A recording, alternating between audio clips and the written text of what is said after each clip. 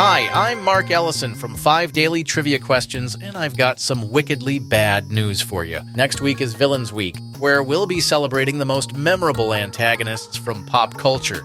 Every day we'll focus on a different set of iconic villains, from James Bond's greatest foes to Star Wars' Dark Side, Disney's animated antagonists, Batman's rogues gallery, and horror's most terrifying monsters. I've got a villain question for you right now.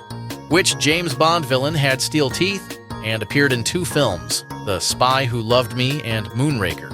Was it Odd Job, Jaws, or Blofeld? If you knew it was Jaws, then you're going to love what we have in store. And if you didn't know, well, there's no better time to learn about these unforgettable characters. Join us for Villains Week on 5 Daily Trivia Questions. Subscribe for free right now wherever you get your podcasts. And remember, sometimes it's good to be bad. Calaroga Shark Media. From Washington, D.C., official headquarters of Liberation Day, this is Ballot. Oh, good. Higher prices on everything. Just what everyone voted for. Let's hit this. So Trump held what he called Liberation Day. Because nothing says freedom like making everything you buy more expensive. He announced a 10% tariff on all countries. Not 5%, not 15%, 10%. It's like he's running the world's worst discount store. And get this, he's calling it a baseline tariff. A baseline, as if 10% is just the starting point of pain. For countries he really doesn't like, the numbers get even spicier. China, 34%. Vietnam, 46%. I mean, what did Vietnam do to deserve 46%? Did they personally insult his golf swing?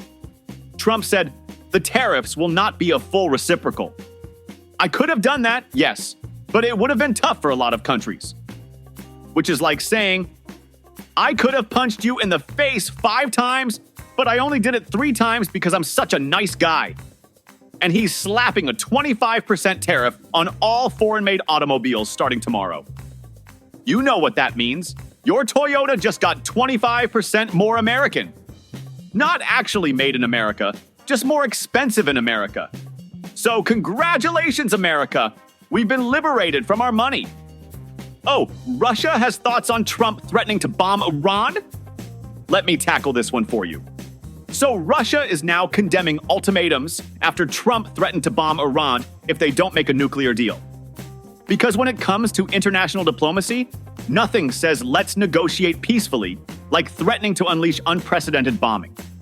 Trump told NBC News, and I quote, if they don't make a deal, there will be bombing. It will be bombing the likes of which they have never seen before.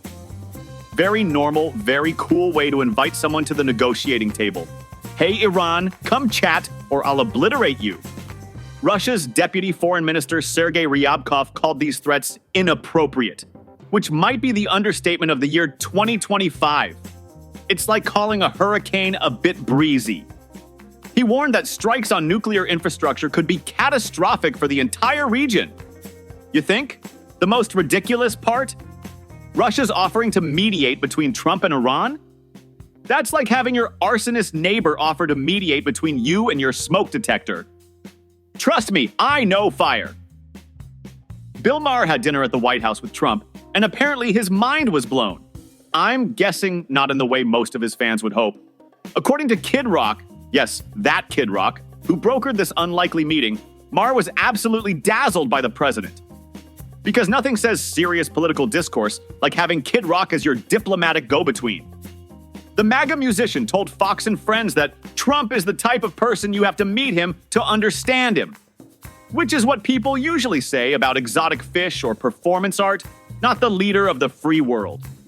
Kid Rock claims that everybody's mind was blown, even the president's. Trump's mind was blown by Trump? That's like saying the sun was impressed by its own brightness. The group bonded over their shared hatred of wokeness and discussed policy on Iran and Israel.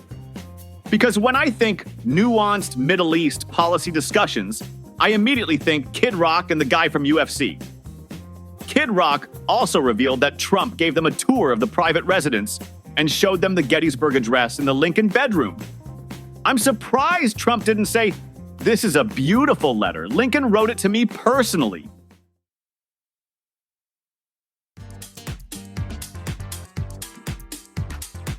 New York City's subway map is getting its first major redesign in almost 50 years. Finally, a solution to everything wrong with the subway system.